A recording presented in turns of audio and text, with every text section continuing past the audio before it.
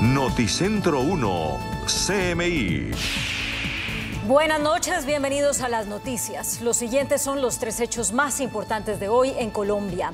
La alta inflación y la incertidumbre por el resultado de las elecciones están afectando la confianza de los hogares. El director del DANE, Juan Daniel Oviedo, reveló los resultados de la encuesta Pulso Social, según la cual se está deteriorando la confianza de los consumidores.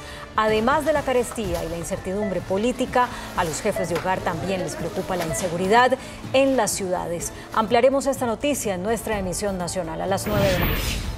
El jefe de las disidencias de las FARC, alias Gentil Duarte, murió por un atentado con explosivos en su contra en Venezuela. La acción estaría relacionada con disputas internas entre los grupos disidentes. Investigan si alias John Mechas, involucrado en los últimos atentados en Colombia, también habría muerto en la explosión. Ampliación de esta noticia en nuestra emisión nacional a las 9 de la noche. La Corte Suprema de Justicia condenó a 12 años de cárcel a un hombre que le ocasionó la muerte a su nieta de 9 meses de edad al zarandearla para que dejara de llorar. La Corte llama la atención sobre el maltrato a los menores de edad. Ampliación de esta noticia en nuestra emisión nacional a las 9 de la noche. Las siguientes son las noticias más importantes del mundo hoy.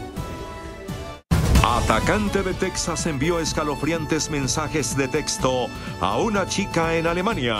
Las víctimas de la masacre eran del mismo salón. Cuarto grado.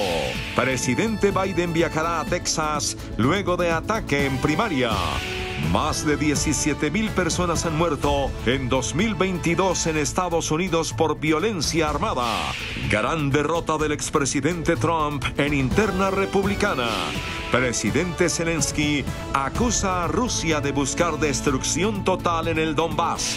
Por primera vez, Putin visita a soldados en hospital de Moscú.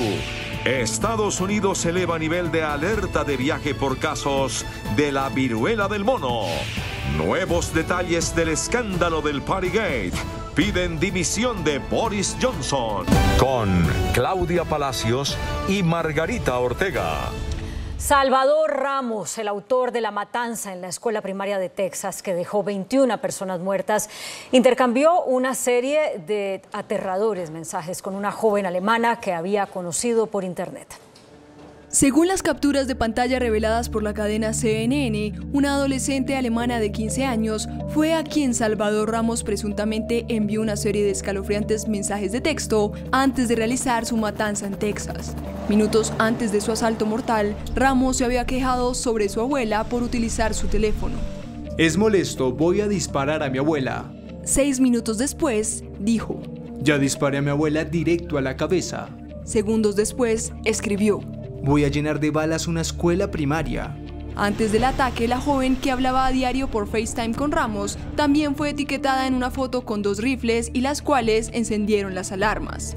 Tengo un pequeño secreto que contarte. Agradece que te haya etiquetado. No, es que me da miedo. Apenas te conozco y me etiquetas en una foto con unas armas. Previo a su matanza, Ramos llamó a la joven para decirle que la amaba e incluso había discutido un plan para visitarla en Europa. Aunque ella notó que él era solitario y se preocupó cuando le dijo que arrojaba gatos muertos a las casas de la gente. Las autoridades de Texas confirmaron que el autor de la masacre mató a todas sus víctimas en una sola aula y luego se atrincheró ahí. El tiroteo en la ciudad de Uvalde, Texas, comenzó el martes antes de llegar a la escuela primaria Rove. Salvador Ramos primero le disparó a su abuela en su casa y luego huyó de la escena. La abuela fue trasladada en avión a un hospital. A partir de ahí, el sospechoso chocó su vehículo contra una zanja cerca de la escuela primaria y salió con un rifle y una mochila mientras vestía un chaleco táctico que contenía municiones adicionales. Según las autoridades, mientras Ramos se dirigía a la escuela, él y los agentes intercambiaron disparos. Durante el operativo, 2 de los policías recibieron heridas que no ponen en peligro su vida y están fuera del hospital. Ramos luego se atrincheró en un salón de clases y abrió fuego contra los que estaban dentro. Los 19 niños y 2 maestras asesinadas estaban en ese salón. Un equipo táctico especializado entró por la fuerza al salón de clases y fue abatido finalmente el joven atacante. Dentro de la escuela, las autoridades encontraron lo que parecen ser 7 cargadores de 30 rondas. 24 horas después de la tragedia, las autoridades comenzaron a revelar los rostros de las víctimas. La mayoría eran menores de edad, de alrededor de 10 años. y las docentes. La masacre de ayer en una escuela en Texas conmocionó al mundo y se convirtió en el tercer ataque más mortífero de los últimos años en Estados Unidos. La mayoría de los niños asesinados estaban en el mismo salón de clases de cuarto grado cuando Salvador Ramos, de 18 años, les disparó con un arma AR-15. Esto es lo que se sabe hasta ahora de algunas víctimas. Xavier López, de 10 años, es recordado por su eterna sonrisa. Horas antes de la masacre, Xavier recibió un cuadro de honor en la escuela. Su madre tomó una foto de él con el certificado sin saber que esa sería la última. Otra triste historia es la de Amerillo Garza, también de 10 años, quien intentó llamar al 911, pero el asesino le disparó antes de poder comunicarse. Usilla García, de 10 años, lleno de vida y amante de los videojuegos y los carros de juguete. José Flores Jr., de 10 años, también perdió la vida en la masacre. Amaba el béisbol y los videojuegos. Eva Mireles, educadora durante 17 años, enseñaba a alumnos de cuarto grado en la escuela primaria Roth. Fue una de las docentes que falleció en el tiroteo. Estos son tan solo unos nombres de las víctimas, las cuales ya todas fueron identificadas y los compañeros y docentes del colegio no tendrán más clases durante todo el año escolar por orden del distrito. Salvador Ramos, el autor de la masacre, era un joven solitario que habría sufrido bullying por un impedimento del habla en su infancia. Salvador Ramos, de 18 años, autor de la masacre de la escuela de Uvalde, Texas, sufría bullying por un impedimento del habla en su infancia, tenía una vida familiar tensa y arremetía violentamente contra compañeros y extraños, según amigos y familiares. Un examen de los antecedentes personales de Ramos revela un solitario adolescente acosado, sin antecedentes penales y, como tantos otros atacantes de tiroteos masivos en Estados Unidos, estaba interesado y tenía acceso a armas de fuego y municiones de alto poder. Quienes conocían personalmente a Ramos lo describieron en gran medida como un solitario, con poca o ninguna vida social. El joven asistía a una escuela secundaria local y vivía con sus abuelos. Salvador Ramos trabajó en el turno de día en un local de comidas rápidas, Wendy's, y según su jefe se mantuvo mayormente solo. Además, había dejado de asistir a la escuela con regularidad y solo se comunicaba para jugar ocasionalmente Xbox. El mandatario estadounidense Joe Biden pidió más acción para controlar la venta y porte de armas en su país. Afirmó estar harto de lo que está ocurriendo. Hablando desde la Casa Blanca antes de la firma de una orden ejecutiva sobre vigilancia, el presidente Joe Biden se dijo cansado de la situación de violencia en su país, con la que ha tratado de luchar por años, y lamentó tener que volver a vivir un episodio así.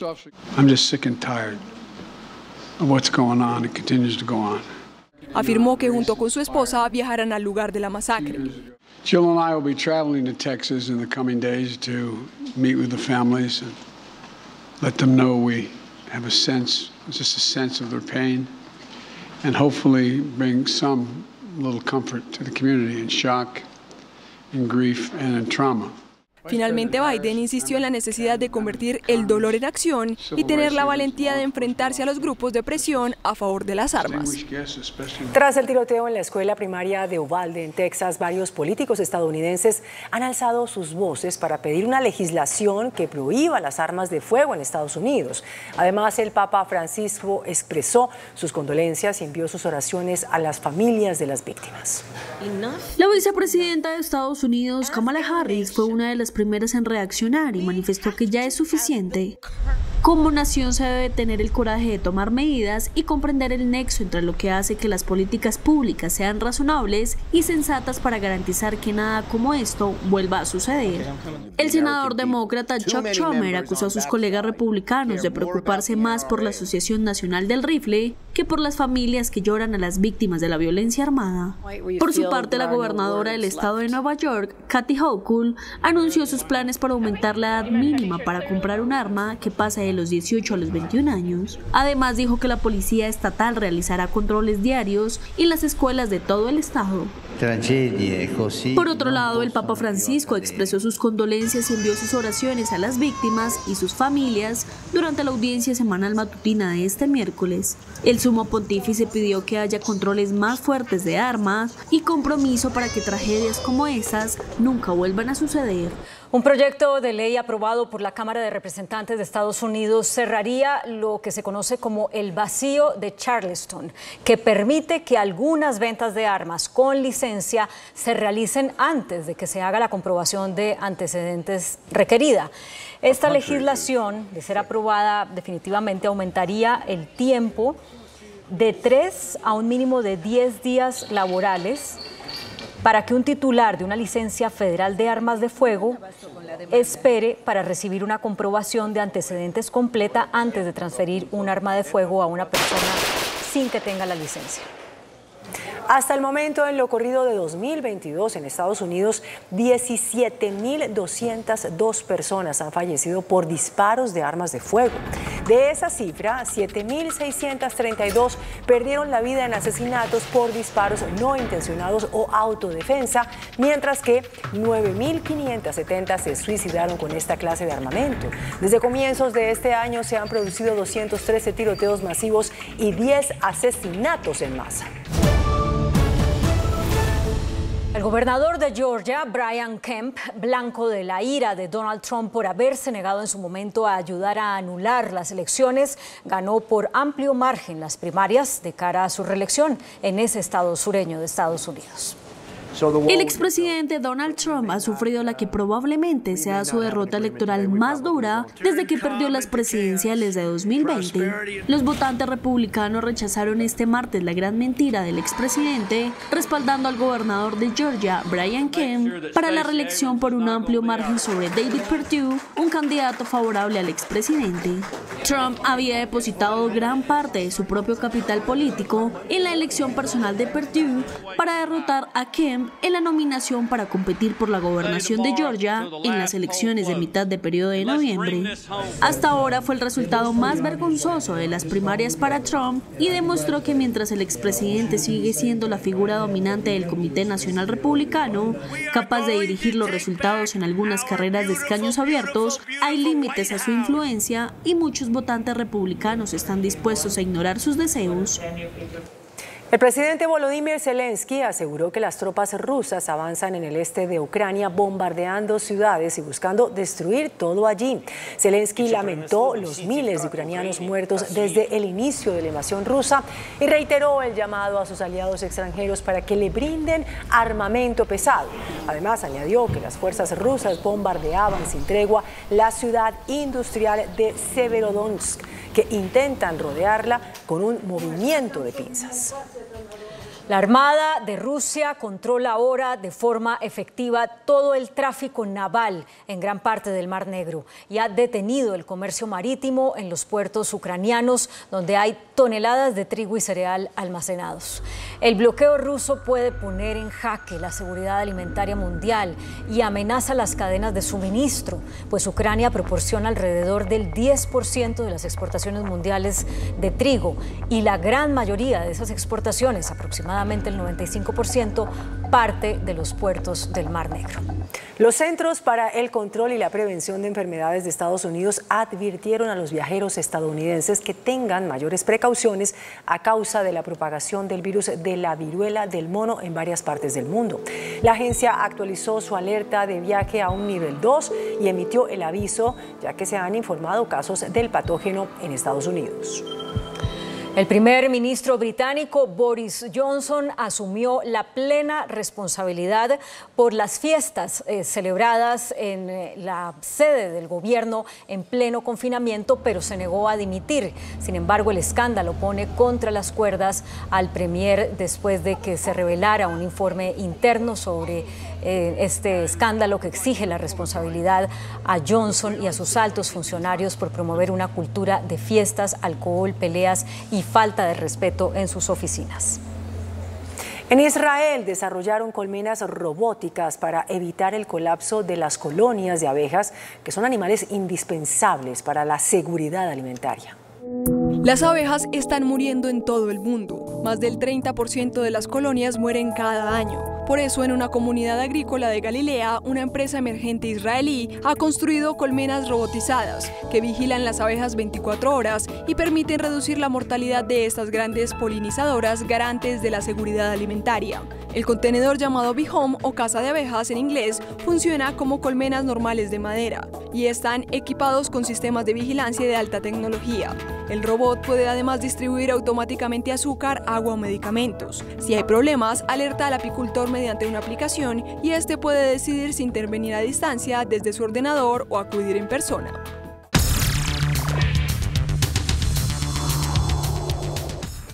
Muy buenas noches. Continúa la presentación en este programa de los hombres que aspiran a la presidencia de la República. Nuestro invitado de esta noche es el doctor Sergio Fajardo. Quisiera plantearle, doctor Sergio, gracias por aceptar esta invitación, los temas que más preocupan hoy al país. En educación, en lo que usted es experto, en trabajo, que es la gran angustia de los colombianos, en salud, que es cómo sobrevivir, y en ciencia. Educación. Si usted es presidente, ¿cómo hará para que tantos muchachos que terminan bachillerato no se frustren y terminen en la guerrilla o tirando piedra porque no hubo cupos ni en la Nacional, aquí, ni en la Universidad de Antioquia, ni en ninguna universidad pública? Bueno, Yamil, muchas gracias, muy buenas noches, un gusto estar acá a pocos días de esta elección. Espero que la comunidad que nos está escuchando vea la calidad de las propuestas que tengo para que voten por mí. Sí. Bueno, déjeme, yo hago un pequeño recorrido por el mundo de la educación y después explico y entro más al tema que tenemos que hacer. Por favor. Primera acción que tenemos que hacer hoy en Colombia, en el mundo de la educación, es recuperar lo que se perdió durante la pandemia. La educación tiene una característica, es que muchas de las fallas que pueda tener no se ven y eventualmente después, cuando ya llega un punto, ya son unas fallas que se acumularon y después no permiten realizar los sueños de las personas. Durante la pandemia hubo cerca de 2 millones de estudiantes que no fueron a clases durante 2 años y muchos tuvieron mucho tiempo por fuera. Eso significó que hubo cambios en el comportamiento social de los estudiantes, ese proceso de socialización en las aulas con compañeros, compañeras, etcétera, se perdió. Y eso tiene implicaciones en la salud mental de niños, niñas y jóvenes, de hecho maestras y maestros, y tenemos que revisar muy bien en qué condiciones están. Pero igualmente se perdió un tiempo precioso en la formación. Entonces, si miran los exámenes, los rendimientos son mucho más bajos. Tenemos de urgencia que hacer un plan inmediato de recuperación para nivelar lo que se perdió y recuperar el tiempo perdido. Si no lo hacemos, estamos en problemas por mucho tiempo. ¿Pero cómo se hace? Organizando colegio por colegio de Colombia, identificamos alrededor de estos temas cómo están los estudiantes. Eso se puede hacer con exámenes, con un proceso de investigación muy básica en cada colegio y determinar dónde están las deficiencias. Y tenemos que diseñar entonces el Plan Nacional para atender todos esos problemas. Eso no es difícil hacerlo, requiere un esfuerzo, requiere personal especializado para identificar esas carencias, pero lo tenemos que hacer, repito, colegio por colegio. Pero, porque ahí, doctor Sergio, hay 2 problemas. Uno, la falta de cupos en la universidad pública es un tema. Y el otro, la baja calidad de la educación. Por eso. Y este que estoy hablando aquí tiene que ver con la calidad de la educación, de lo que va a pasar con los estudiantes que vivieron durante la pandemia este retroceso. Exacto. Y otro punto fundamental, al mismo tiempo vamos a tener que hacer un gran acuerdo pedagógico nacional con respecto a la educación. Nuestra educación se ha convertido en una confrontación, la educación pública, la educación de élite, las desigualdades que nosotros tenemos, la confrontación con maestras, maestros que se han convertido en muchas partes, se han asimilado como enemigos de la sociedad. Sí. Y nos tenemos que sentar con empresarios, con las personas del mundo académico, por supuesto de la formación de maestras, maestros, con las autoridades locales para trabajar y llegar a un gran acuerdo, donde revisemos el contenido pedagógico. Tenemos que aprender de lo que pasó, la tecnología, el papel que va a jugar ahora a partir de este momento con nosotros en Colombia, y eso nos debe llegar a ser un esquema de trabajo conjunto de manera tal, y yo me comprometo con eso, de que la educación se convierta en un propósito nacional y que después, cuando yo termine de presidente, en toda Colombia se esté hablando de la educación como parte de lo que nosotros queremos en nuestro país. Usted que ha sido maestro, ¿cómo se hace o qué hace qué hacer si usted es elegido presidente para cambiar la imagen de FECODE, por ejemplo. Porque FECODE, siendo el gremio que agrupa a las personas más importantes de Colombia, que son las que educan, tiene una imagen pública de revoltosos. Pues. Sí, yo entiendo. Y empiezo por decir lo siguiente, FECODE nunca me ha apoyado a mí, nunca. Sí. Ni ahora en este momento para la elección presidencial, ni para la alcaldía, ni para la gobernación. Sí. Pero yo trabajé con todas las maestras y maestros y nos tenemos que sentar con FECODE. Pero no desde una trinchera, porque se arranca así. Es una confrontación y cuando usted está en una confrontación entonces dice, bueno, pues somos enemigos y aquí yo tengo mi fuerza y usted tiene la suya y nos vamos a enfrentar. Vamos a convocarlos a que participen, vamos a convocar al mundo grandísimo, son cerca de 450.000 docentes que tenemos nosotros en el país y nos vamos a sentar, pero no a pelear, sino a decir sobre estos temas cómo trabajamos, usted qué puede aportar, yo qué puedo aportar, el mundo empresarial qué puede aportar. Vamos quitándole todos estos resabios, toda esta cantidad de estigmas que se han venido creando y los ponemos de frente a la sociedad colombiana y empecemos a reconocerlos.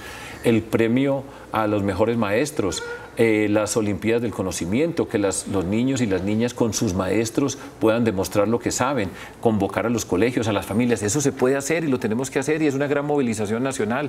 No es tan difícil, pero requiere una voluntad y una forma de entender ese mundo que tenemos nosotros enfrente. Ahora, eso, doctor Sergio, con respecto a los maestros. Ahora, con respecto a los estudiantes, ¿qué hacer para que las universidades públicas tengan cupo para miles y miles y miles de estudiantes que no pueden estudiar? Vamos a hacer un nuevo proyecto en el país que se llama la Universidad Nacional Pública Digital. Vamos a recoger todas estas experiencias de lo que ha significado el cambio en el mundo digital. Y nos vamos a montar en el primer vagón y vamos a convocar a las mejores universidades de nuestro país con sus mejores maestros, profesores, profesoras, a que empecemos a diseñar una nueva universidad en la que vamos a tener 100.000 cupos y son cupos que los vamos a distribuir por el país en lugares donde estudiantes no pueden acceder porque físicamente están lejos, porque no tienen esas condiciones. Y tener 100.000 cupos es como crear 2 veces y media la Universidad Nacional de Colombia y con la misma calidad. Y tenemos un gran proyecto también de recuperación de la infraestructura de nuestras universidades. Yo siempre he tenido este principio, la escuela, desde la más humilde, en una vereda, hasta nuestras universidades tienen que ser los sitios más lindos de nuestro país, que signifique dignidad, que la niña que va a ir a estudiar allá, de la madre humilde, que le estamos diciendo que es importante que su hija se estudie, llegue a un sitio que sea el más elegante, y eso significa el Estado colombiano está acá y le está dando lo mejor, desde la infraestructura, lo mejor que pueda con las maestras, los maestros y con toda la alimentación que necesita, y eso tiene que ser la escuela, el sitio donde nosotros ciframos nuestras esperanzas para la transformación. Vamos a apoyar la creación de nuevas sedes de universidades en el territorio colombiano. Cuando yo fui gobernador, por ejemplo, la Universidad de Antioquia, hicimos la sede en Urabá, en Apartadó, para que en esa región ningún estudiante en principio se quede sin poder estudiar. Y quiero añadir algo que también es importante. Las universidades, todas esas universidades públicas tienen que rendir cuentas a la sociedad, rendir cuentas de cómo se manejan los recursos, porque ha habido muchas universidades que se han clientelizado, intereses políticos empiezan a meterse en las universidades para tratar de apoderarse de esos presupuestos y les voy a exigir transparencia, que todo el mundo sepa, porque la palabra universidad es sagrada y tiene la autonomía que tiene que ser así, pero esa autonomía y esa palabra sagrada tiene que ser la primera en Colombia en mostrar transparencia y luchar contra la corrupción y no permitir el clientelismo. La Universidad Popular del Cesar, cerrada por confrontaciones políticas, grupos políticos que son los dueños de la universidad, la Universidad del Atlántico, la Universidad de La Guajira, en muchas partes. Entonces, esa batalla contra la corrupción y el clientelismo también tenemos que darla a las universidades para garantizar que nuestros estudiantes tienen la mejor calidad, una calidad que además va asociada con un tema que a usted le preocupa y a todos nos preocupa, que esa calidad se refleje en la pertinencia de lo que se está estudiando, que tengamos respuestas a las necesidades de la vocación productiva del país, de las nuevas alternativas que vamos a desarrollar en Colombia alrededor del mundo de la agricultura, transición energética y cambio climático, biodiversidad y bioeconomía, industria y servicios, salud. Tenemos que congregarnos, convocarnos para desplegar nuevas posibilidades nuevas alternativas de desarrollo productivo, nuevas alternativas para generación de empleo para nuestros estudiantes y para las personas en nuestro país. Ese es un proyecto de transformación de nuestro país que tiene la educación como un punto central que se va relacionando con los temas del país. Yo no veo la hora que sea el 7 de agosto para empezar a trabajar en eso. Estoy convencido de que lo podemos hacer porque tenemos que luchar contra las desigualdades, tenemos que generar esas oportunidades para que, repito la frase que dije hace un momento, educación con calidad, trabajo con dignidad. Ahora mira, doctor Sergio, los resultados tanto de los exámenes del ICFES como la calificación internacional que ha recibido la educación en Colombia, que no es buena, muestran también otras falencias. Por ejemplo, y antes de ir a unos mensajes importantes para desarrollarlo, ¿qué piensa usted hacer si es elegido presidente con la educación sexual? Ese tema sí que es delicado. A propósito de la revista Time, que acaba de escoger a 2 colombianas como las mujeres más influyentes, 2 de las 100 personas más influyentes del mundo por sus teorías sobre el aborto. Inmediatamente después de comerciales. Muy bien.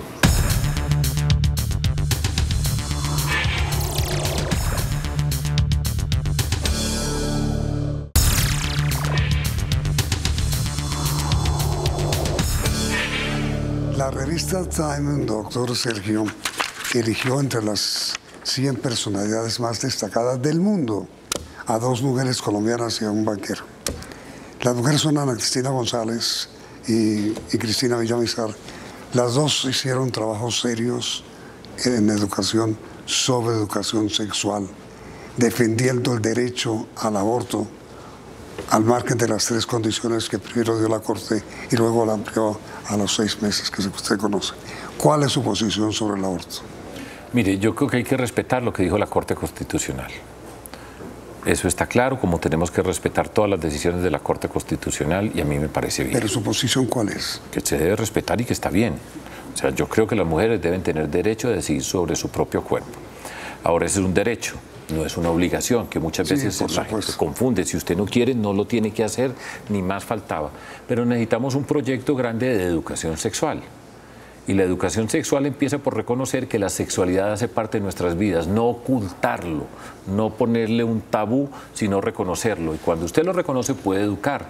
Educación que tiene que empezar desde el ámbito escolar, para entender cómo son nuestros cuerpos, entender la sexualidad, repito, como una parte de la vida, no como algo malo que está escondido por allá. Y cuando las cosas se entienden, cuando usted se puede educar a saber cómo es su cuerpo, cuál es su responsabilidad, tenga la certeza de que la posibilidad del aborto disminuye sensiblemente. Por supuesto. Y eso hace parte del trabajo que nosotros tenemos que hacer, buscar que los embarazos sean deseados, eso es importantísimo, y tener en cuenta que puede darse la necesidad de una persona querer abortar y facilitar ese proceso, hacerlo lo más pronto posible, tener la preparación en el mundo de la salud, las EPS, por ejemplo, que tengan la capacidad de atender a las mujeres que tienen una condición, que tienen una necesidad con respecto a esto, y si nosotros somos capaces de hacerlo de manera amable, sin convertirlo en un tabú, en una confrontación, estoy seguro que el número de los abortos que hoy hay se reducen, las muertes por aborto se reducen sensiblemente, que de hecho son muchas mujeres pobres que no tienen ninguna alternativa, y eso es lo que yo creo, y se puede hacer sin ninguna necesidad de ninguna confrontación especial. Ahora, sobre ese tema que usted acaba de tocar, doctor Sergio, sobre educación, solo se ama lo que se conoce. Yo no entendí nunca cómo fue que se eliminó la clase de historia. Eliminar la clase de historia en un país como Colombia. Solo se ama lo que se conoce. ¿Qué piensa usted sobre eso? Yo estoy de acuerdo. Yo estoy de acuerdo que nuestro país tiene que conocer su historia, tenemos que conocer nuestra historia. Desde bebé, desde niño, desde muy pequeño, primera... por supuesto que sí, y se necesita.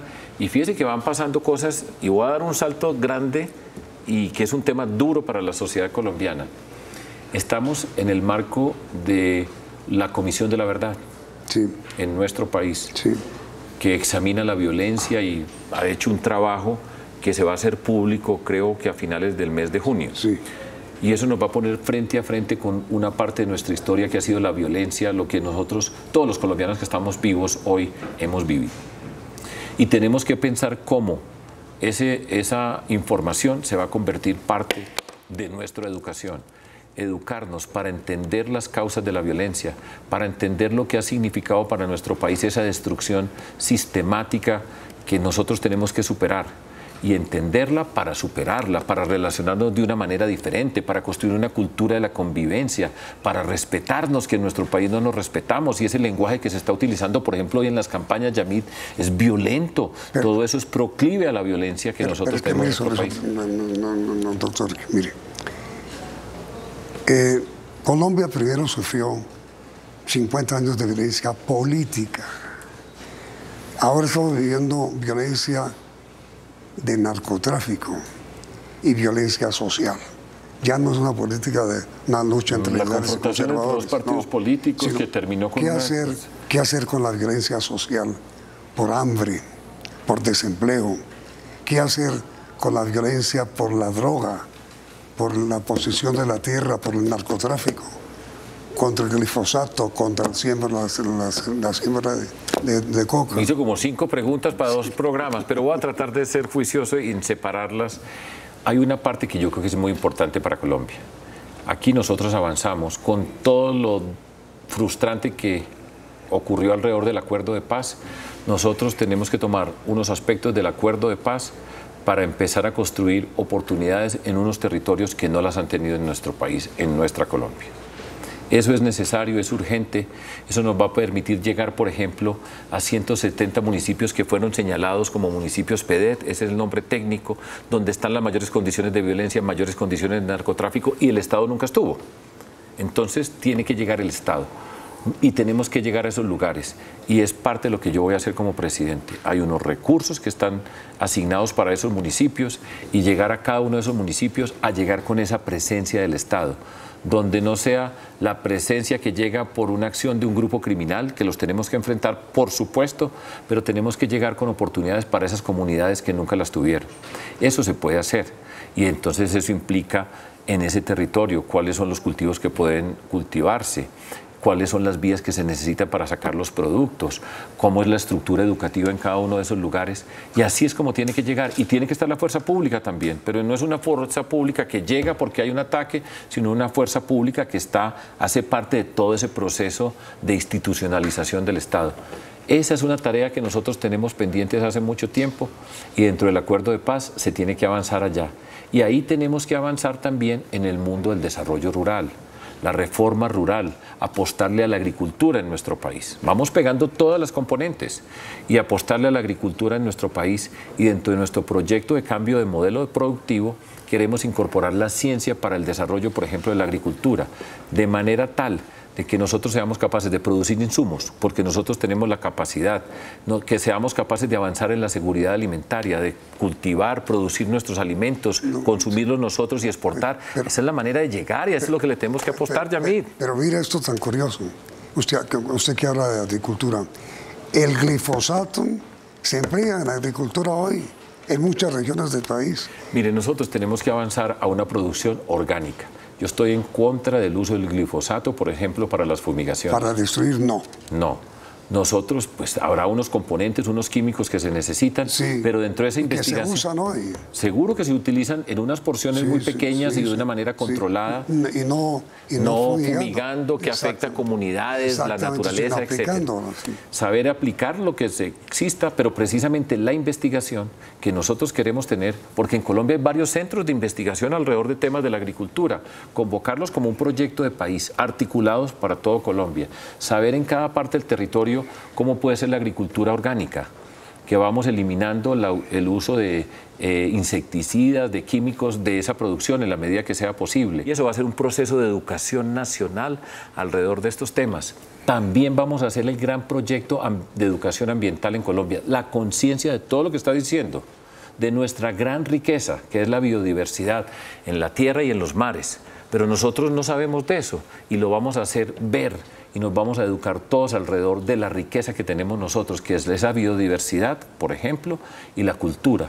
Eso es parte de ese proyecto que yo quiero decirle a este país, un país agobiado por confrontaciones, siempre hablando de carteles, de narcotraficantes, de disidencias, de corruptos, que los tenemos que enfrentar, pero Colombia tiene que empezar a ver otras cosas. Y si no las vemos, si no le apostamos a eso, vamos a estar siempre rezagados, siempre atrapados en esa confrontación. Y este va a ser un factor fundamental para transformar a nuestro país. Ahora, mire, estos últimos minutos, doctor Sergio, hablemos aquí entre amigos de qué fue lo que le pasó a usted en la campaña. ¿En cuál campaña? En esta actual. ¿Por qué en las encuestas ha bajado tanto? Mire, Yamil, aquí han pasado muchas cosas.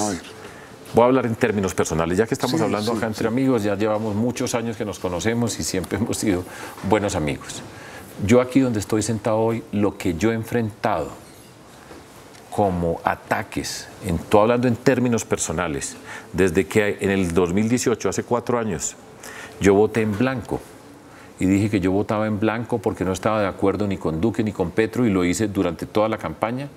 Y desde ese momento se ha desatado un ataque furioso de parte del mundo asociado con Petro contra mí. Todo tipo de calificativos. Ustedes vieron hace poco una señora por allá, senadora electa, que decía: Fajardo, lo quemamos, ¿sí? Que eso es la expresión que resume esa forma como han tratado de destruirme, acusándome a mí de no haber apoyado a Petro para que Colombia fuera diferente. Al mismo tiempo, aquí donde estamos sentados, me ha tocado enfrentar la Contraloría, que desde la Contraloría, en cabeza del señor Contralor, desde el 2017, ha estado tratando de hundirme a mí como persona, como ser humano, como persona política, con todo tipo de investigaciones, tratando de ponerme palos en la rueda, porque yo he sido una adalid de la lucha contra la corrupción en Colombia, para implicarme en cosas que yo nunca he hecho incorrectas, y he enfrentado a la Contraloría, a la Fiscalía, he enfrentado todos los obstáculos posibles, y eso por supuesto es un costo alto, pero aquí estoy con la misma convicción, con las mismas ganas, con los mismos principios. En la campaña nuestra coalición tuvo una serie de confrontaciones en la etapa previa antes del 13 de marzo, y también las he enfrentado todas, y en esta campaña, desde el 13 de marzo hasta el día de hoy, yo creo que hemos hecho una muy buena campaña en los territorios, explicando las propuestas, trabajando con las personas, recogiendo una visión de país, y eso es lo que está pasando en este momento, pero faltan unos poquitos días, y yo he sido reiterativo, que mucho de lo que ocurre en estas elecciones se está definiendo en el momento que nos están viendo tantas personas en nuestro país que van a tener la capacidad de mirar y entender. Fajardo representa una propuesta de cambio para Colombia, pero es un cambio donde no es el todo vale, de cualquier manera con tal de llegar allá. Es un cambio para construir, para poner estos temas sobre el tapete, para enfrentar las desigualdades, para apostarle a la igualdad de las mujeres, para darle respuesta al mundo joven, para cambiar el sistema productivo de nuestro país. Y yo soy esa expresión, donde, Yamid, voy además a decir otra cosa, en una Colombia donde la palabra decencia no dé vergüenza, donde podamos reconocernos, respetarnos, tener solidaridad, empatía, construir, y eso es lo que yo represento. Entonces, a todas estas personas que nos están viendo en este momento, en estos últimos minutos, les digo, en esta primera vuelta, no es, hay que evitar que este o tal llegue. Escojan a la persona que ustedes consideren que es la mejor para liderar la transformación de Colombia. Yo los invito a que voten por mí, no les dé pena, no se asusten, que toda esta campaña que se ha hecho, porque hay mucho malestar, y mucha gente está diciendo, con tal de cambiar lo que sea, no importa, con tal de que salgamos de esto. Y yo les estoy diciendo, salgamos de esto, pero salgamos por este camino. Y eso es lo que yo les invito a que voten, y hasta las 4 de la tarde, el próximo domingo 29 de mayo, no tienen que gritar, no tienen que decir nada, simplemente llegan allá, piden su bolígrafo, Fajardo con Murillo, y votan. Mire, y así pasan las cosas. Usted acaba de decir lo siguiente, han tratado de destruirme. ¿Lo destruyeron? Aquí estoy, con las mismas ganas, con la misma convicción, desde la primera entrevista que me hiciste en el año 2000, cuando empecé a ser candidato para la alcaldía de Medellín, que nadie me conocía y que la primera encuesta fue 0%. Aquí estoy, cada vez más convencido de que hay que hacer política con principios, con valores, que se puede construir, se puede transformar. Yo he liderado esas transformaciones y no estoy destruido, tengo el espíritu limpio y tranquilo, y tengo la experiencia, la sabiduría ya para conducir a Colombia. Mire, mi pregunta final, doctor Sergio, agradeciendo la aceptación de esta invitación. Si usted no alcanza la segunda vuelta, ¿va a seguir en la política o va a ingresar al magisterio? Yo soy profesor actualmente Y la forma como, por eso, pero sí. Como yo me gano la vida, pero le voy a contar cómo me gano yo la vida. Sí, no, pero una es porque tengo una pensión y la segunda es porque soy profesor en el Instituto Tecnológico de Monterrey, soy profesor universitario. Sí, de acuerdo, pero si va a segunda vuelta, adiós magisterio. Sí, sigo en licencia. Exacto, entonces, ¿pero va a seguir en la política o va a seguir en Mi vida es una y es trabajar. Y yo he trabajado y voy a trabajar mucho como presidente y voy a trabajar por la educación y por el magisterio en la presidencia de la República. ¿No va a seguir en la política o sí? En la política. Yo repito, Yamil, yo lo único que digo es mi concentración aquí cuando nosotros dos estamos hablando es pasar a la segunda vuelta y en la segunda vuelta derrotar a Gustavo Petro. Ese es mi proyecto y aquí estoy concentrado con usted, tengo eso en la mente, salgo a repartir unos volantes, participo en debates y termino 3 de la tarde, 59 minutos y 59 segundos del 29 de mayo. Es decir, a usted le gustó la política, le gusta la política. Le dediqué mi vida a la política. Y al magisterio, ¿no? Y lo mismo, por eso soy el presidente profesor. ¿Quiere que le cante la canción del presidente profesor acá? Un profesor, un profesor, un presidente profesor. Ese soy yo y lo estoy invitando a que voten por mí. Muy amable, profesor. Muchas gracias. Ha sido muy querido. Y a ustedes, televidentes, gracias también por la sintonía y los invitamos a continuar aquí en Noticentro 1, CMI. Noticentro 1, CMI. Incertidumbre en los hogares sobre inflación y futuro político, revela el DANE. Se deteriora percepción nacional sobre seguridad. Más de la mitad de jefes de hogar se sienten inseguros. ¿Quién mató a Gentil Duarte? Choque entre disidentes de las FARC provoca su asesinato. En la explosión que mató a Duarte también habría muerto alias John Mechas. Piedad Córdoba habla sobre su presunta retención esta noche en Honduras. Identifican redes de extorsión en Barranquilla. 30 líderes comunales asesinados este año. Reacciones en Colombia y Estados Unidos por masacres en los dos países. Se revelan aterradores mensajes del asesino de Texas a una amiga confidente en Alemania.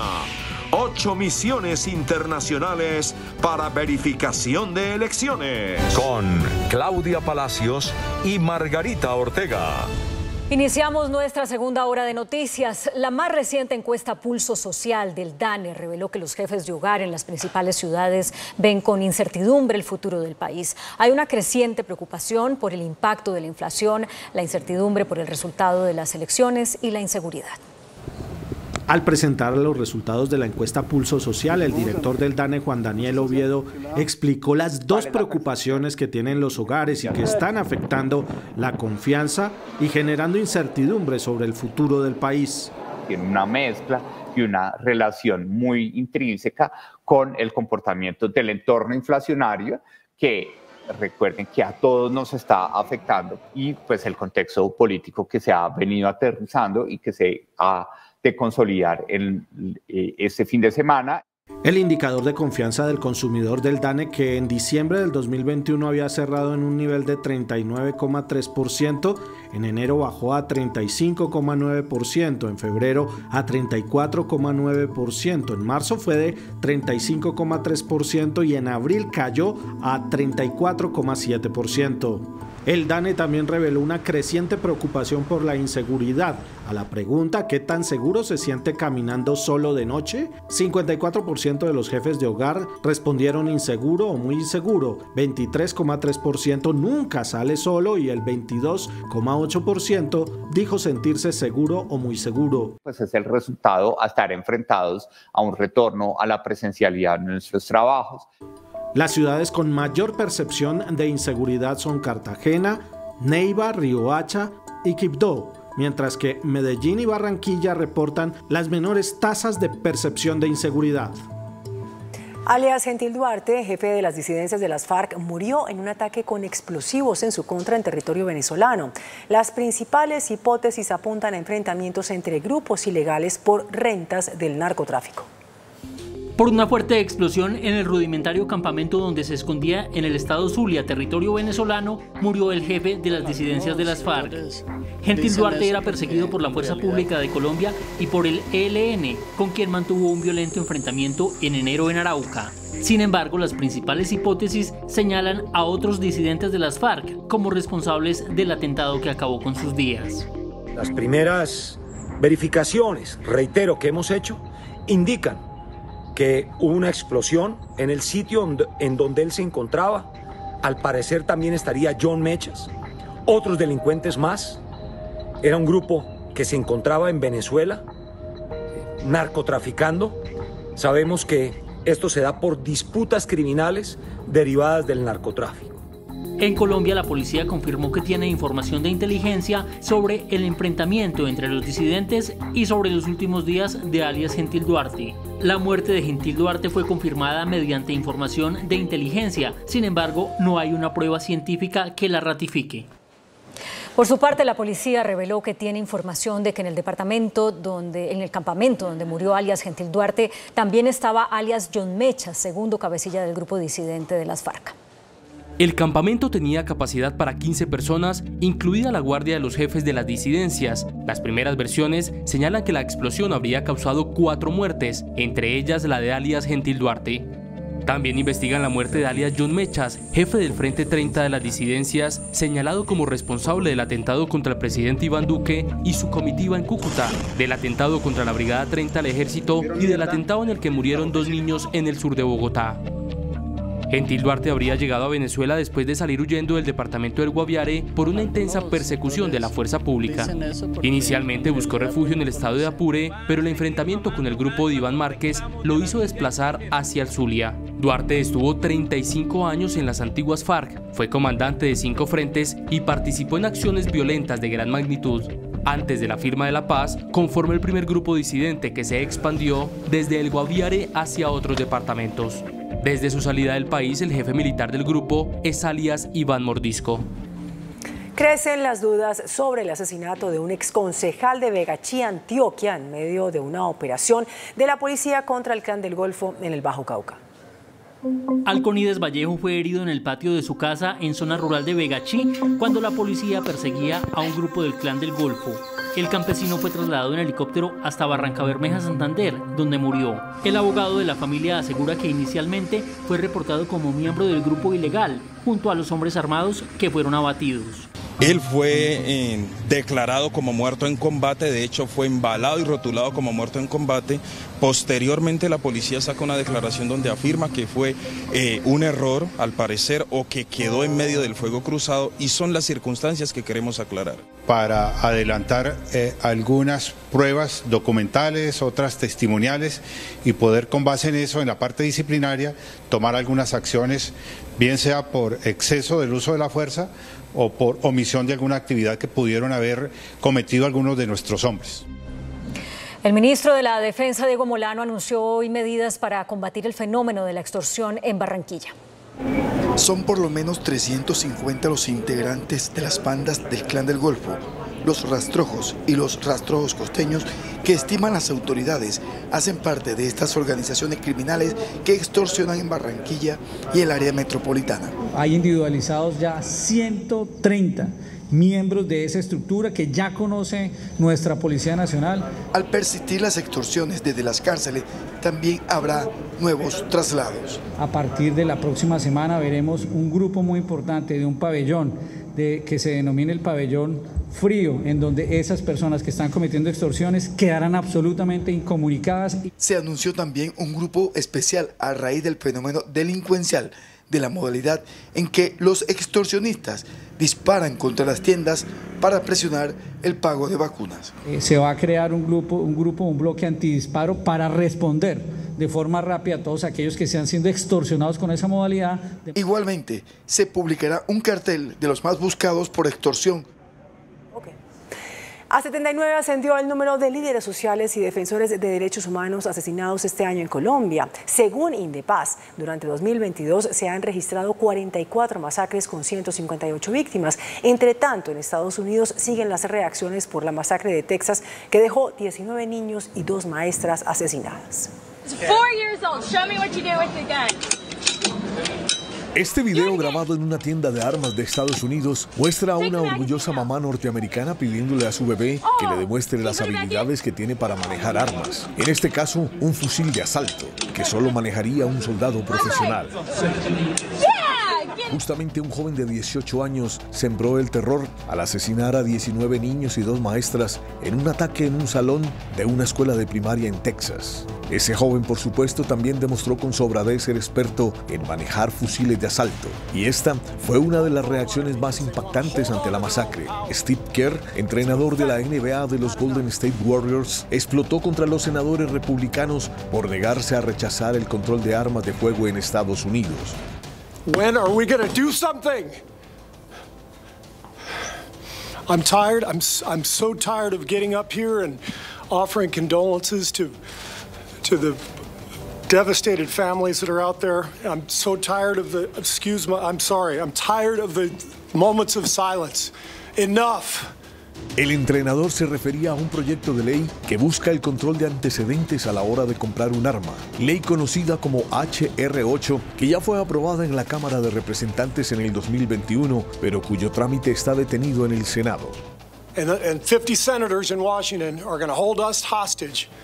Do you realize that 90% of Americans, regardless of political party, want background check, universal background check? 90% of us, we are being held hostage by 50 senators in Washington who refuse to even put it to a vote, despite what we, the American people, want. They won't vote on it because they want to hold on to their own power. It's pathetic. I've had enough. Y mientras en Estados Unidos se registran hasta ahora 212 tiroteos y varias masacres, en Colombia la violencia en estos primeros 4 meses del año se ha incrementado en un 30% con relación al mismo periodo del año pasado. 44 masacres significa que ya estamos al nivel de lo que pasaba en el año 2015. 3 líderes sociales han caído asesinados en los últimos 3 días y la cifra mortal ya es de 79 en 2022. Ha mostrado la incapacidad de las fuerzas militares, de los organismos de inteligencia, de prevenir la comisión de graves crímenes que ya son sistemáticos y por tanto son crímenes de lesa humanidad. Las cifras demuestran que mientras en Colombia la tasa de homicidios es de 27 por 100.000, en Estados Unidos es de 8 por 100.000 habitantes. Atención, el Instituto Nacional de Migración de Honduras acaba de confirmar la retención provisional en ese país de la senadora electa Piedad Córdoba por transportar una millonaria suma de dinero. Córdoba, en diálogo con Noticentro 1 CMI, dijo que no está retenida. El requerimiento a la senadora Piedad Córdoba por parte de las autoridades hondureñas se dio en el aeropuerto Palmerola, en la ciudad de Comayagua, cerca de Tegucigalpa. La versión periodística habla de que Piedad Córdoba fue detenida por llevar en su poder $62.770 estadounidenses en efectivo. En diálogo con Noticentro 1 CMI, Piedad Córdoba dijo que no está detenida y aclaró que ella misma se presentó ante las autoridades para declarar que llevaba esa suma de dinero. Yo vine aquí, yo tengo un contrato de asesoría con un agente que tranquilamente pueden ellos decirlo sin ningún problema, y eso no es nada, o sea, no tiene nada que ver con nada distinto a eso. Simple y llanamente, pues yo no sé cómo, por qué están armando ese mierdero, si yo misma me presenté, yo misma tenía la maleta con la plata y fui a organizar pues para lo que tiene uno que pagar. La controversia política sobre este nuevo episodio que compromete a la senadora electa del Pacto Histórico ya está al rojo vivo. La Registraduría Nacional y las campañas presidenciales llegaron a un acuerdo hoy para flexibilizar la inscripción de testigos electorales, que son los encargados de cuidar los votos de sus candidatos. En las elecciones los testigos electorales juegan un papel fundamental. Son los delegados de las campañas políticas para velar por sus intereses y cuidar la transparencia del voto. A la fecha, las campañas presidenciales han postulado 26.918 testigos electorales, 24.157 del Pacto Histórico y 2.356 Equipo por Colombia de Federico Gutiérrez. Hoy hubo reunión con la registraduría para que se agilice el tema de acreditación de testigos. Nos abre espacios y canales nuevos de carga de postulación de testigos. Lo que buscábamos, las dos campañas, que digamos que los que más hemos insistido en este tema, las campañas que más estamos postulando testigos, insistíamos en un canal nacional, no municipal. Aquí lo que se está pidiendo es tener todas las garantías y transparencia para que las personas puedan hacer su función de testigos el día 29 de mayo. El plazo para inscribir testigos electorales vence este viernes a las 12 de la noche. El Tribunal Administrativo de Cundinamarca tumbó el fallo que sancionaba fiscalmente al exalcalde Gustavo Petro por bajar las tarifas de Transmilenio. El Tribunal Administrativo de Cundinamarca tumbó el fallo emitido por la Contraloría de Bogotá en junio del 2016, en el que se declaró al entonces alcalde de Bogotá, Gustavo Petro, como responsable de un detrimento patrimonial de 217.000 millones de pesos por disminuir y congelar entre el 2012 y el 2014 las tarifas de Transmilenio. La decisión pone fin en primera instancia a un largo pleito que libró el actual candidato presidencial en contra de la Contraloría Distrital, dirigida en su momento por el excontralor Juan Carlos Granados. Para los magistrados, Gustavo Petro no tuvo responsabilidad fiscal alguna, con lo cual el candidato se libra de tener que pagar una multimillonaria multa y también de eventuales sanciones disciplinarias. El fallo solo anula las decisiones en contra de Gustavo Petro, razón por la cual los otros funcionarios sancionados deberán seguir esperando una decisión de fondo en sus procesos. Las elecciones presidenciales de este 29 de mayo serán las que más veeduría internacional tendrán, aseguró el registrador nacional Alexander Vega al revelar que hay 8 misiones de observación acreditadas. En medio de las críticas por la falta de una auditoría internacional para las elecciones presidenciales, el registrador nacional anunció que 8 misiones de observación internacional acreditadas ya están en el país. Este proceso electoral de primera vuelta presidencial es uno de los procesos de mayor observación internacional que va a tener Colombia. 8 misiones de observación acreditadas, la Unión Europea, OEA, AIFES, CAPEL, Transparencia Electoral, IDEA Internacional, AWEB, todos con el objetivo de dar garantías y brindar el proceso y verificación a los software de escrutinios. Además de estas organizaciones de observación electoral internacional, se suman 19 más que harán trabajo de campo para verificar que las elecciones presidenciales transcurran con normalidad y transparencia. La Personería de Bogotá advirtió que 4 localidades de la ciudad están en riesgo por posible vandalismo de cara a las elecciones. A 4 días de las elecciones, la Personería de Bogotá alertó por riesgo de desórdenes y vandalismo en 4 localidades, la mayoría ubicadas en el sur de la ciudad. Llama la atención, por ejemplo, Teusaquillo, un lugar en donde están varias sedes de partidos políticos que podrían tener un riesgo moderado de vandalización. Hay información según la cual grupos radicales estarían organizando manifestaciones violentas contra sedes políticas y oficinas de la registraduría. Es muy importante estar atentos, fortalecer todas las medidas de seguridad. El secretario de Gobierno aseguró que Bogotá está blindada y será la ciudad más custodiada del país con 10.500 hombres. No tenemos ninguna información que hoy nos permita concluir que existirá algún riesgo de manifestación violenta el día domingo. Más de 350 funcionarios de la Personería estarán vigilando el proceso electoral en Bogotá. La Corte Suprema condenó por homicidio a un hombre que le ocasionó la muerte a su nieta de 9 meses al zarandearla para que dejara de llorar.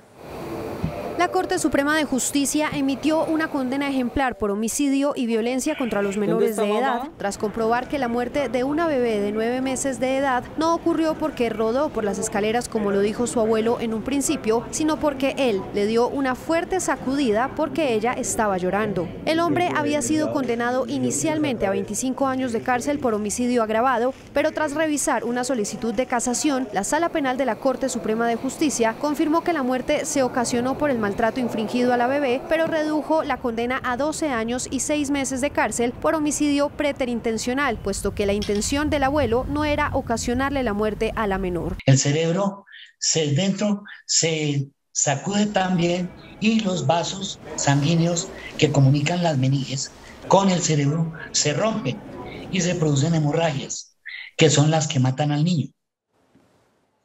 La Confederación de Juntas de Acción Comunal denunció que en 2022 han sido asesinados 30 de sus dirigentes.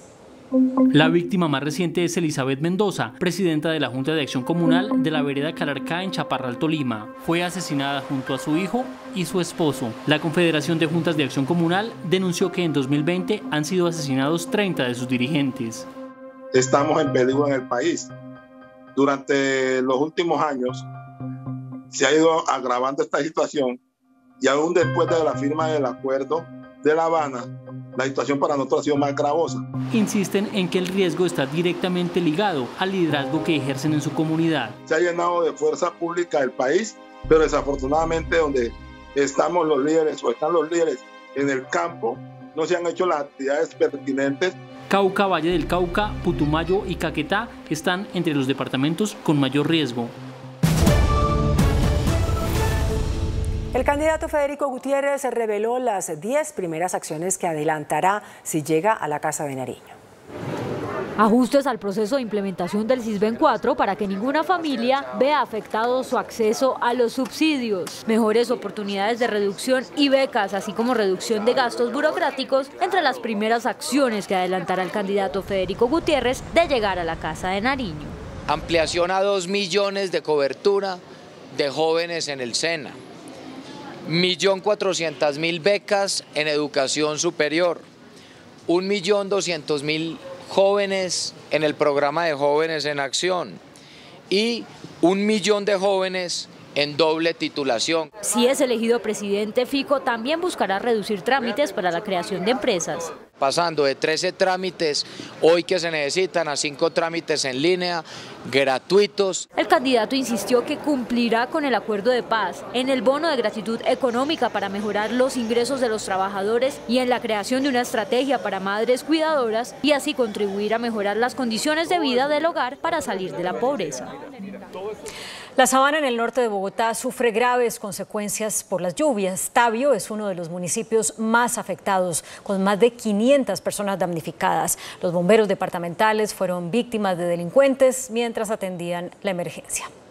Estamos con zozobra, estamos con el miedo, con la zozobra, no puede uno dormir tranquilo, no puede uno hacer nada. A solo 30 kilómetros de Bogotá está Tabio, municipio azotado por el invierno.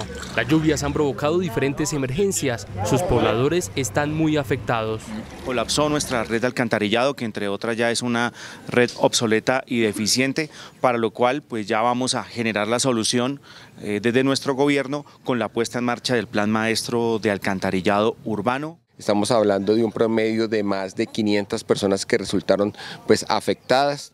Y mientras los organismos de emergencia atendían estas inundaciones, el cuerpo voluntario de bomberos de Tabio fue víctima de una banda de delincuentes. Personas inescrupulosas ingresaron a la estación hurtando equipos y elementos que son indispensables e importantes para la atención de emergencias. Un monto de aproximadamente 40 millones de pesos en equipos y elementos. De los ladrones no hay rastro, de lo que sí hay es de las graves inundaciones que se presentan en la sabana norte de la capital del país. Las autoridades del Tolima llegaron a un acuerdo con las personas que bloqueaban el paso por la línea.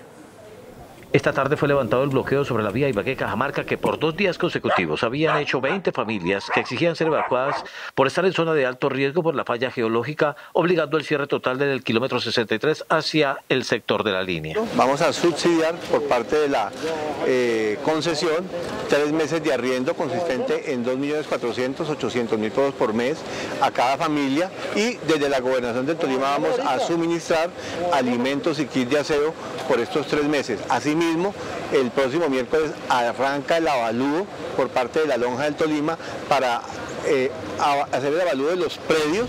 Fue el mismo gobernador del Tolima, Ricardo Orozco, quien lideró la concertación con los manifestantes. Una millonaria inversión anunciaron las autoridades de Cali para restaurar la iglesia San Francisco, afectada en su fachada por filtraciones de agua.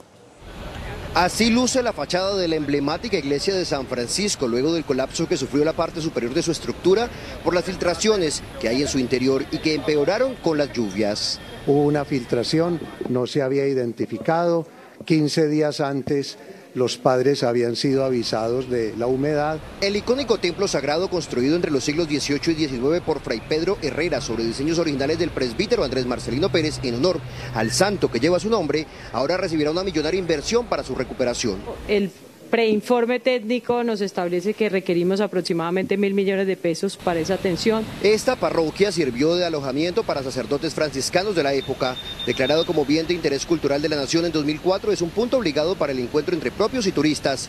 Una joya arquitectónica neoclásica enquistada en pleno corazón de Cali, rodeada por la Torre Mudéjar y la Capilla de la Inmaculada. La Procuraduría le hizo un llamado al alcalde de Cali para que dé explicaciones sobre la adjudicación de 16 contratos. La Procuraduría General de la Nación le pidió al alcalde de Cali, Jorge Iván Ospina, entregar una explicación detallada de cada uno de los 18 contratos o convenios interadministrativos celebrados entre distintas entidades de la ciudad y la empresa Cali. El mandatario deberá explicar, entre otros asuntos, el estado actual de la ejecución de cada contrato o convenio, si existen contrataciones derivadas de dichos convenios, los recursos ejecutados hasta la fecha y la experiencia e idoneidad de Cali para ejecutar dichos negocios jurídicos. La Procuraduría también le pidió al gerente de Cali, Juan Diego Flores, los estados financieros y estudios que justifiquen una inversión de 5.000 millones de pesos a Caligen SAS, firma que él representa. El alcalde de Cali se pronunció. Son convenios habituales sobre la mesa, completamente responsables, sobre lo que no tenemos ningún tipo de duda en el ejercicio de los mismos. Una intensa caída de ceniza se presentó en Manizales y Villa María, en Caldas, producto de la emisión continua del volcán Nevado del Ruiz. Según los expertos, esta situación se debe a la inestabilidad permanente del aparato volcánico, que por ahora permanece en alerta amarilla.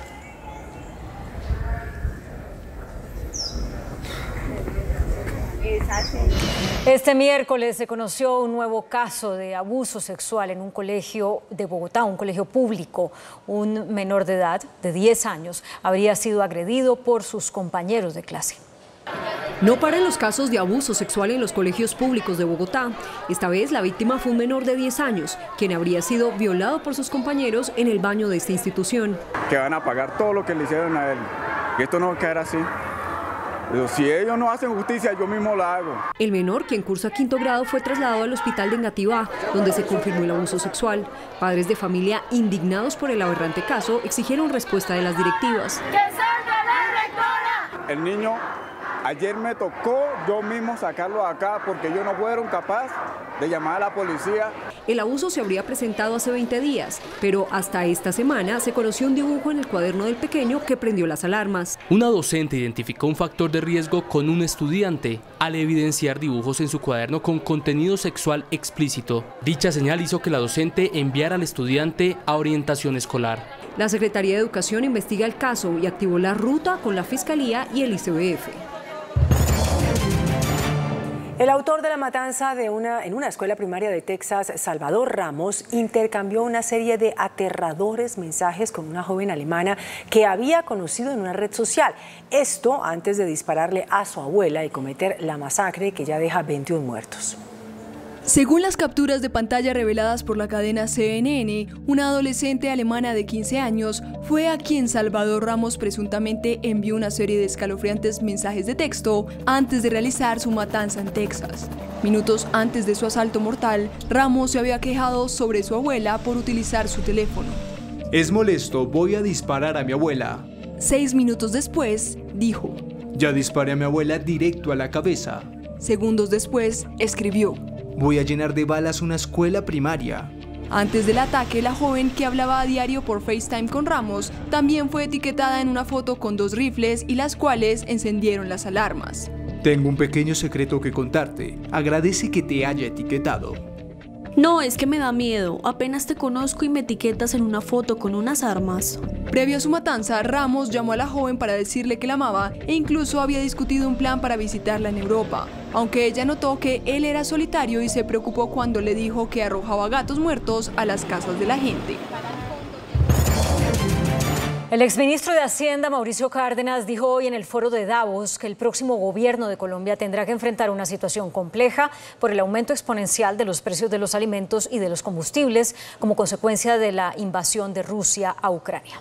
hay una desconexión entre... Después de participar en el Foro Económico Mundial de Davos en Suiza, el exministro colombiano Mauricio Cárdenas analizó para Noticentro 1 CNI que la crisis de Ucrania no va a tener una pronta solución negociada y por lo tanto países emergentes como Colombia tendrán que sufrir aún más el aumento de los precios de los alimentos, la escasez de maíz y trigo y el aumento de los combustibles. Esto no es un fenómeno pasajero, temporal o transitorio, es algo que tiene una cierta vocación de permanecer, de durar, y eso es lo que lo hace más complejo. El exministro Cárdenas advirtió que la nueva administración de Colombia deberá resolver el problema acumulado del rezago de los precios internos de los combustibles, que no reflejan, según él, la realidad de los precios internacionales. Esa situación se ha contenido, pero obviamente a expensas del deterioro de la situación fiscal del país. El exministro Cárdenas comentó que el próximo presidente deberá poner los pies en la tierra y todo lo que haya prometido como candidato tendrá que enfrentarlo a la crítica realidad fiscal y a los precios de los alimentos provocada por la crisis de Ucrania. El gerente de Fedearroz, Rafael Hernández, anunció un plan para exportar el grano a Canadá, México y Chile. La llegada del arroz colombiano a los Estados Unidos en un primer cargamento de 104 toneladas abrió otras posibilidades de mercado en el mundo. El plan de exportación que impulsa Fedearroz ya integra otros países como Canadá, México y Chile, que han mostrado su interés por el producto nacional. Eso ha mejorado la competitividad y por eso podemos, yo creo que en un futuro muy cercano, volvernos exportadores de arroz, pero para eso necesitamos infraestructura. El dirigente, que celebró los 75 años de la agremiación, sostuvo que este año la producción estará por encima de 2021, cuando cerró en 3.3 millones de toneladas, con un alza del 13,7% frente a los niveles prepandemia. Nicolás Uribe, presidente de la Cámara de Comercio de Bogotá, fue elegido como presidente de la Federación Mundial de Cámaras de Comercio. Nicolás Uribe se convirtió en el primer latinoamericano en ser elegido como presidente de la Federación Mundial de Cámaras de Comercio. En últimas, lo que vamos a tener es una embajada del sector privado al servicio de los empresarios colombianos para más y mejores oportunidades en el mundo.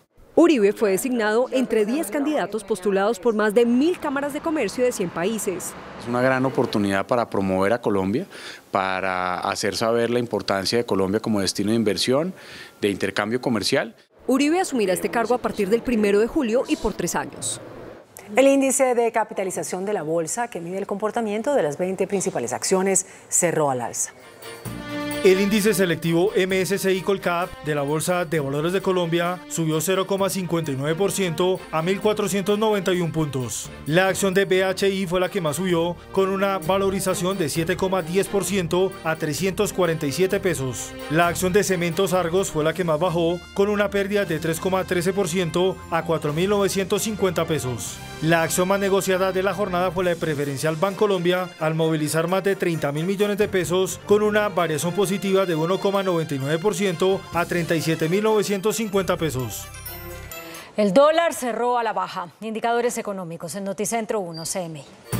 La tasa representativa del mercado, que regirá para mañana jueves, será de 3.959 pesos con 5 centavos. Los profesionales del cambio compran la divisa en promedio en 3.850 pesos y la venden en 3.900 pesos. Un euro cuesta 4.205 pesos con 50 centavos. La libra de café en Nueva York se cotizó a $2 con 17 centavos. El azúcar se transó en 19,68 centavos de dólar la libra. El barril de petróleo WTI se cotizó en $110 con 74 centavos. La referencia Brent para Colombia se cotizó en $111 con 42 centavos. Una acción de Ecopetrol cuesta 2.915 pesos. Noticentro 1 CMI presenta una empresa comprometida por Colombia. Air France y KLM conectan al mundo a través de una red de 250 destinos. Hace casi 70 años, Air France le apostó a Colombia.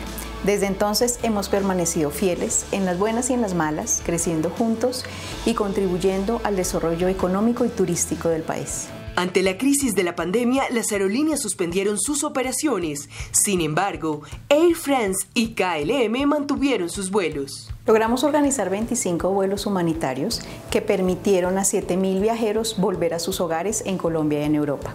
En el área de carga, aumentamos nuestras capacidades para mantener las exportaciones e importar los insumos médicos necesarios para enfrentar la crisis sanitaria, como las pruebas COVID, respiradores y posteriormente las vacunas. Air France trabaja en proyectos de compensación y reducción de emisiones de carbono para reducir su impacto medioambiental en el país. El proyecto Bichada preserva y restaura la biodiversidad local del ecosistema en 76.000 hectáreas. A través del programa SAF, Combustible Sostenible Aviación, promovemos la producción y el uso de combustible hecho de aceites de cocina reciclados y residuos orgánicos. Hoy en día ofrecemos 14 vuelos semanales, uno diario con Air France y uno diario con KLM, en un Boeing 787 Dreamliner, un avión de última generación. Bueno, y los invito a vivir esta experiencia Air France y KLM. Tenemos noticia al cierre. El Juzgado 16 Civil Municipal de Bucaramanga acaba de ordenar 5 días de arresto contra el candidato presidencial Rodolfo Hernández por desacatar una orden judicial que lo obligaba a borrar de sus redes los videos en los que señalaba al exalcalde de Floridablanca, Héctor Mantilla, de corrupto. Hernández podrá pagar 10 millones de pesos para evitar el arresto. Hasta aquí Noticentro 1 CMI. A continuación, El Poder del Amor. El reality del Canal 1. Feliz noche.